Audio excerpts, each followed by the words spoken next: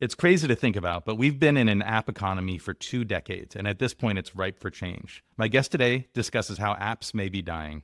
He believes we're entering an era where the interface disappears and is replaced by intent. And he's currently training a new generation of talent to lead that charge by managing $100 million in assets while they're still in college. I'm joined by Peter Harris, the founder of University Growth Fund. Peter runs a co-investment model across universities where students are diving into the deep end and managing venture capital investments quickly rather than just reading about them. Today, we define what an app even is, why the next generation's traditional experience might actually be their greatest superpower in an AI native world, and why Peter wants students to move from pretend work to real results quickly. If you want to see the future of talent and technology through the eyes of a man already building it, this is the episode for you. Please welcome Peter Harris and check him out on his own podcast, PE Pete.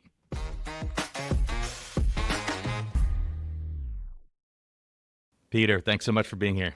Hey, thanks for having me, George. So last we talked, we started to get into the topic of the death of apps. Since then, I've been thinking about it, and it made me feel really old that we're just about 20 years into the app economy, which is nuts to think about. It's probably ripe for change. I figured an interesting place to start is within that context, what even is an app?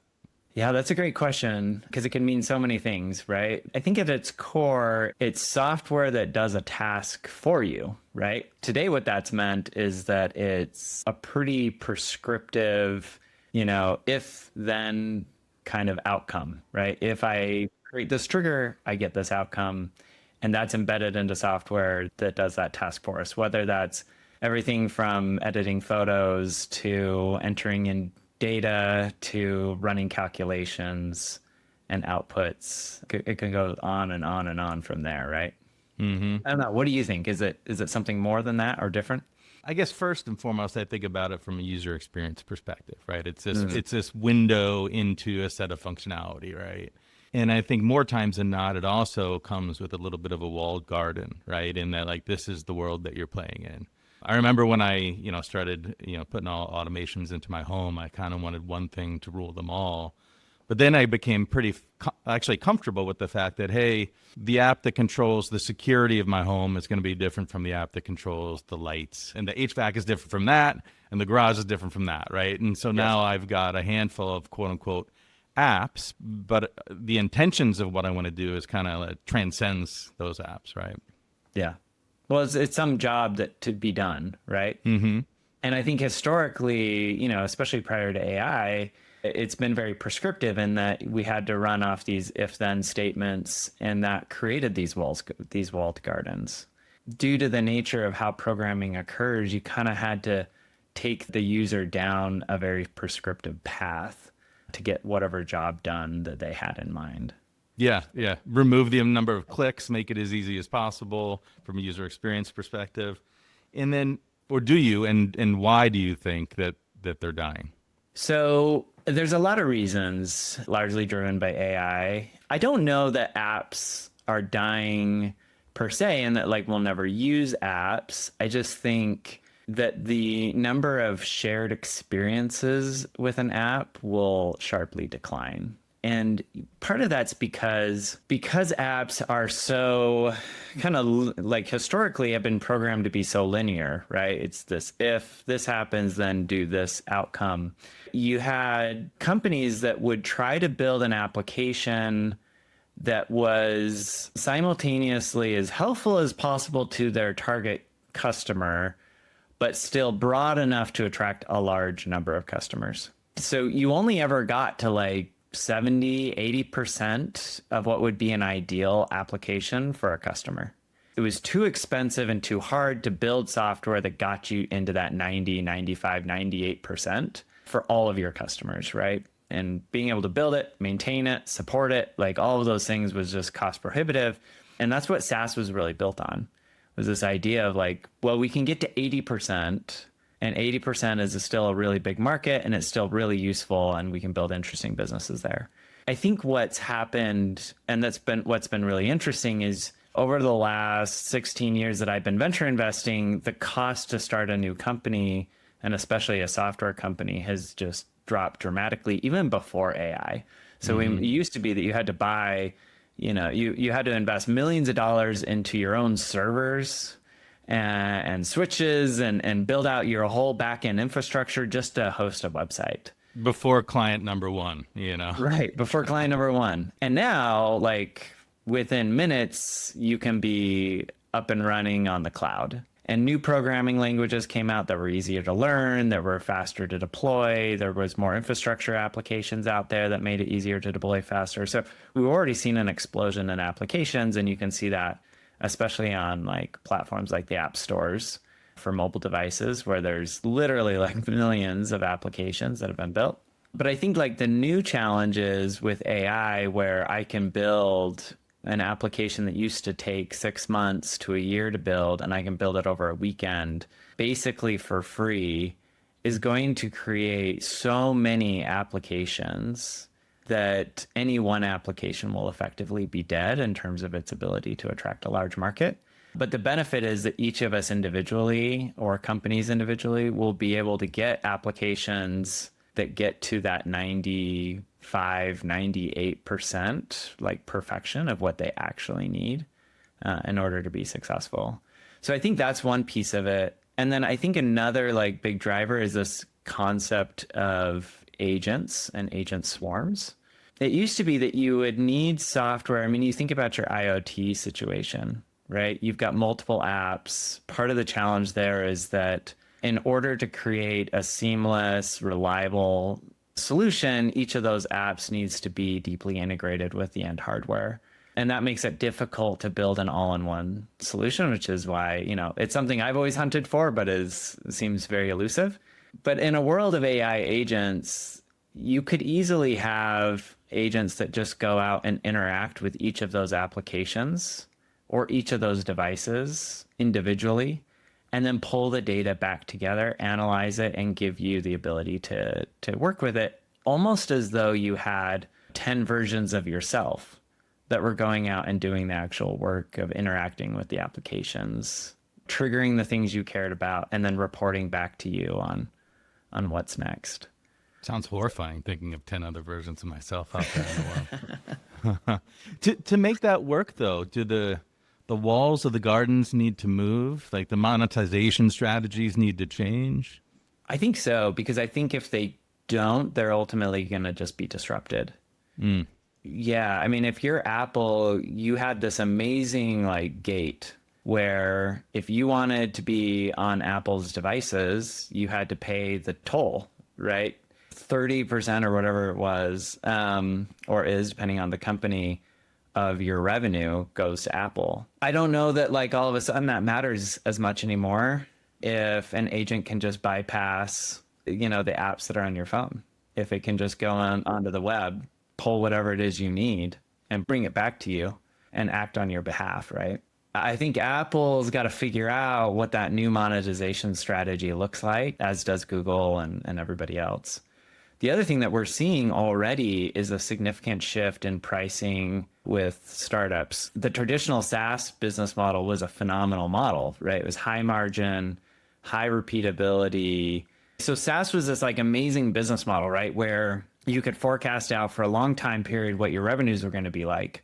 And now what we're starting to see is two main drivers that are really impacting that. So one, a lot of the traditional SaaS businesses are seeing their businesses under threat from new AI solutions.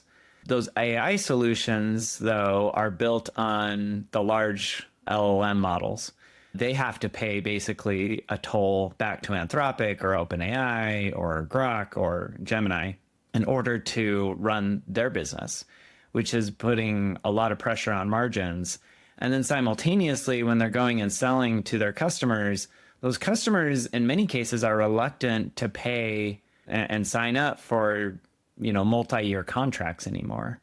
And so what we're starting to see is a shift from long-term repeatable revenue through SaaS to more usage-based contracts where it's like, hey, I'm going to use this much, and so I'm going to pay that. And there's a spread between what the companies generate in revenue for that use and what they pay back to the LLMs for that use. So we're already seeing like some of those monetization strategies shift in real time. And in some ways, it's kind of sad to see the SaaS business model under threat and maybe going away, because it was such an amazing Repeatable high margin is good business, you know?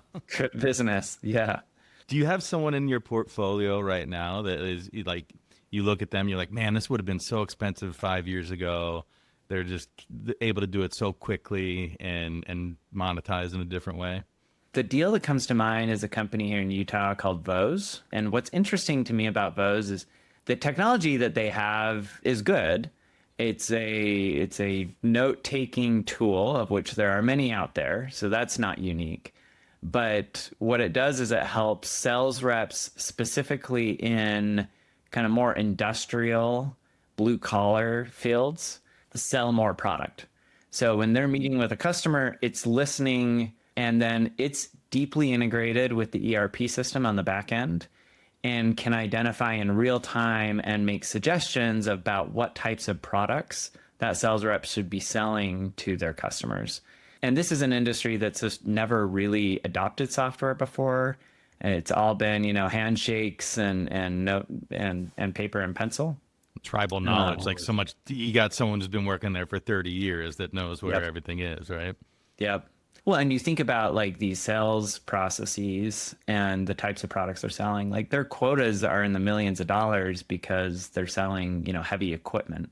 And unlike SaaS, where you've got, call it a couple SKUs that you've got to keep track of, this company will literally have like tens of thousands of SKUs, right? Every little bolt and, switch. And so it's hard, even for someone who's been around for a long time, to keep all of that in their head. And so this is what I think is really interesting is AI has enabled this business to basically like analyze all of these tens of thousands of potential products, surface the most relevant ones in the moment that it matters, and help these sales reps close more deals. And I think that's something that would have been very, very challenging even just a few years ago to build. Yeah, So that's a great example. I'm curious like, since as an investor, where your head's at on this topic, which is, I always worry about the companies that are building on top of the LLMs, as far as like, at what point does the LLM just transcend them? And I'll give just a fun anecdote that I'm working on right now, which is, over the past couple of weeks, I've just been trying to get my nutrition and fitness style back into, triathlon shape. And in the past, I've used a lot of those apps, quite regularly. It's a very, it's throughout every single day. You're logging your food, you're looking at your fitness. And I decided to do an experiment where I was just like, okay, let me do one of those apps, but let me also pop back and forth between, it's actually a lot of copy pasting and effort, but it's like Claude, Gemini, and ChatGPT. I'm going to log all my food and it's going to coach me and all that. And it's like, so far, so good, man, because it can like take into the whole picture of what I'm doing. Now, there's some fitness apps out there that have the AI embedded, and that's interesting, but it's not as interesting as having something that can like truly coach me full circle throughout everything. I'm curious as an investor how you think about those types of, building on top of LLMs. Oh yeah, I think it's terrifying for like half my portfolio that is either not built on top of the LLMs and therefore faces the threats that we've already talked about, or they are heavily dependent and built on LLMs. We try to be very careful and thoughtful about that. I think there are some businesses where I don't know that the model companies will come after them anytime soon, so that there are ways in which you can build somewhat of a moat through user experience and through integrations, and then over time through proprietary data. But if you don't have those types of things, and or the models decide that you are a very valuable sector to go after, so like the legal profession, for example, I think that's really, really tough and really scary, because I don't know, I foresee a world where you just have law firms that are, a couple people, and they're doing the work of like 1,000 lawyers. And I don't know that you need anything all that more robust than what Anthropic or OpenAI provides today in order to do that. Yeah. So Yeah, I I've got don't some know. friends running mid-market law firms, and they're horrified right now for that reason. Yeah. I was telling two of my former students who both worked at some of the top law firms in Silicon Valley, I was like, because They saved a bunch of money and decided to travel the world, Nice. which, kudos to them. But I was like, when you guys are done with your world travels, you should start a law firm because you have the credentials from the big law firms, and you should just outcompete them. You should charge like a tenth of what they charge and move 10 times faster and leverage AI to do it. And you would probably, create massive waves in the industry if you really went after it. So it's interesting. There's a company that's gained a lot of notoriety, Harvey, and they've raised a lot of money and they've signed up a lot of law firms, and they are kind of the dominant name in the space and valued north of $10 billion. That's a deal where like there must be something else going on because I don't see how that's going to be a relevant company in 5 years. But we'll see. We've been talking about the youth, and you're talking about them being disruptive, which I love. I mean, I got my start during the first .com era, and like if you knew how to build software well, you were just viewed as a god back then. When it was expensive to do things, talent was really valuable. I'd love to talk about that next generation of talent, but maybe first, like, explain a little bit about your fund and like what you're doing there. Yeah, so we're a little different than most venture funds. We have about 50 to 60 student interns across 14 universities. Those students are really empowered to run the fund. So they're doing all the underlying due diligence. They get a vote on which deals we end up investing in. And then we co-invest alongside other funds. And so they're learning from those other investors, they're learning from the entrepreneurs, and they're doing different value add projects to support our portfolio companies. So it's really designed to be a very rich, hands-on, real-world experience for students. We manage about $100 million and co-invest alongside a lot of different venture and private equity firms across the country. And I believe you have a mantra, right? Which is enough thinking. You want to get people in there doing reps versus just, planning and thinking about overthinking things. And I love that because when I'm in a room with 20 people just pontificating and not getting anything done, my skin just starts to crawl. And so expand on that a little bit. Our belief is rather than sit down and put our students through a bunch of training, we believe you learn the best by doing. That's why we exist, right? So we do provide some initial training just to provide a framework and a vocabulary for the students, but then we throw them in the deep end as quickly as possible. So they're jumping on deals their very first week at our fund. They're meeting with founders. They're digging through data rooms. They're building financial models. And what I tell students is the reality is like you need real experience because there are so many little things that you can't get any other way than by doing it. And so I just encourage them, like, get as many reps as you can. Just work on lots and lots of deals. You'll see good, you'll see bad, you'll see stuff you're not interested in, and you'll realize that you're not interested in it. You'll find things that you didn't think were interesting and you end up being super passionate about, especially because at an early age, you don't know what you don't know. And so you just need exposure to lots of different things. I think in the world of AI, the thing that will matter a lot is this ability to get real world experience. And I think education in general needs to go through like a massive transformation where everything that we've done in education to date is being very quickly disrupted by AI. There's nothing that a professor can sit at the front of a classroom and lecture that I can't get for free already on YouTube, but certainly through AI. And so that whole advantage is kind of going away. And I think where they need to go is by providing this real world experience, moving from pretend working, which is what school really is, to actual working so that you can start learning some of those kind of nuances that only come from actually doing, right? Yeah. Yeah. I mean, there's a bunch if you're not watching, there's a bunch of books behind me and I love books, but I recently had someone ask me, hey, I'm trying to get up to speed on this AI stuff. What's a good book? Yeah. And I feel like it doesn't exist, right? And nor will it. It's just changing too quickly. No, your best way to learn AI is just go talk to it and interact with it and build with it. I love your model, but is there an argument from an investor perspective of hey, Peter, I'm investing my money. I don't want a bunch of kids learning on the job with it. Give me your rock star that gets proven results. I mean, on its surface and on the face, yes, like that is a concern. And certainly, like, our model does not work for all investors. We've definitely been turned down by, quote unquote professional investors who aren't going to risk their day job backing a bunch of students. But for those that are willing to suspend that belief for a minute and actually understand the underlying strategy, yeah, I think we have a fairly compelling story. And that is capital today is more or less fungible to a certain extent. And so as a venture fund, you need something that sets you apart and gives you a reason to be able to get into the most competitive rounds because there's only so many deals per year that actually matter. And you need the ability to get into those. There's a lot of ways to do that. If you're Sequoia, you have an incredible brand, right? And if you're Andreessen Horowitz, you have a strong brand, but you also have like literally 1,000 people that will help portfolio companies. If you're really small and niche, maybe you have relationships and you're able to go super early, or you have a lot of connections, or you have deep expertise. For us, the way we look at it is we are very thoughtful and focused on providing a great educational experience for students. And because of that, we can talk very authentically about it when we meet with founders and other investors. And it turns out that most investors and most founders are really good humans and they want to support the next generation.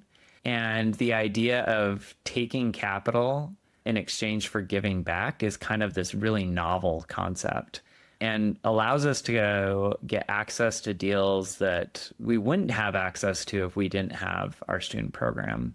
What's happened beyond that is the impact we have on students has been incredible over the years, allowing them to land some of the best jobs in investments and venture capital and private equity.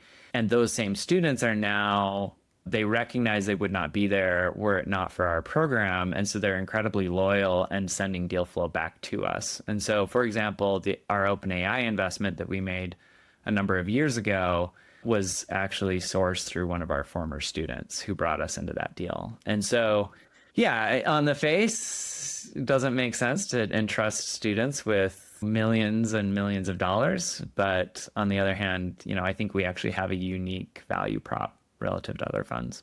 Well, it's interesting on the other side too, is these quote unquote professional investors, they will invest hundreds of millions in and I've been there, throwing no shade here, but young lunatic founders, and they're successful sometimes, but it's where do you draw the line as far as what you're going to trust and not trust, right?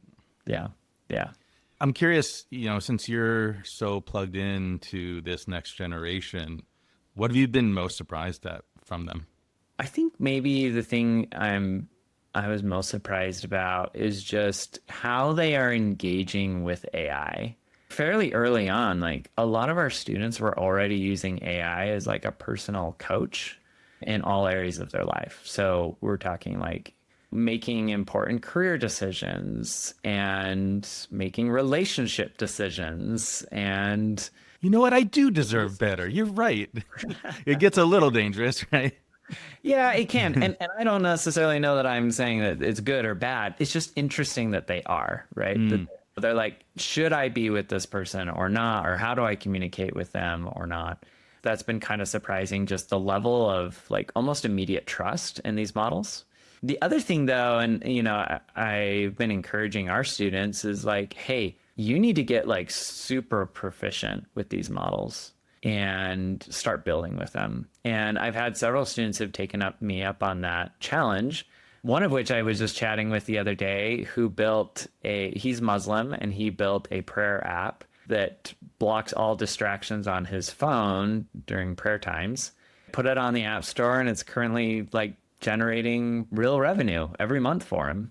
And so that's the opportunity that I think is really interesting for young people is any idea you have now almost is doable. That's neat. Anything's possible. That's a really great spot to be. Yeah.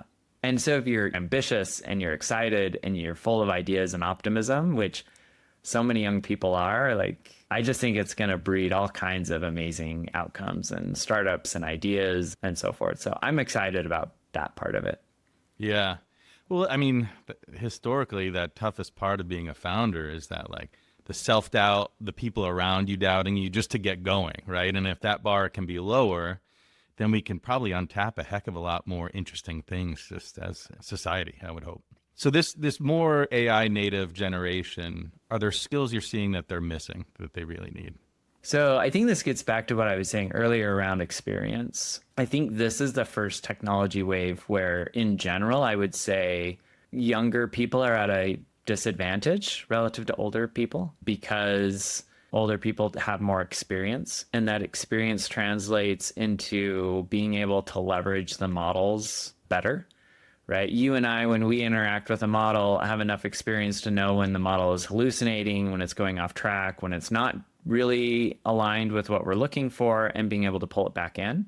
But if you don't have that experience, you might take what it says on face value, right? I mean, even in relationships, you might assume that it knows better than you what you should do in a given situation if you haven't been through a bunch of relationships already. I think like that is probably, it's not like one skill, it's more just like this lack of experience that then translates into an inability to get the most out of the models that you possibly could. And so that's why I keep coming back to like, get reps, build stuff, put it out there and learn about what happens. If you want to work in investments, start doing deals. If whatever it is you want to do, like figure out a way to get real world experience, because then I think that will level up your AI prompting game the most. Yeah, yeah, and hands-on mentorship along with that, right? It's just really just getting in there and no more of this abstract, case study type of thing that you're going to work through. And it's like, let's just stumble through this a little bit. What happens to business school? Well, it's interesting you asked that. So we're working with a university right now on a program that I'm really excited about. The basic mechanics are that donors, traditional donors who would have given money to the university to build a building or something, will instead allocate a decent amount of that money as an investment into our fund. That money will then be used to fund programs within the university, specifically a fund that would invest in student-built startups. And those investment decisions would be decided by a class.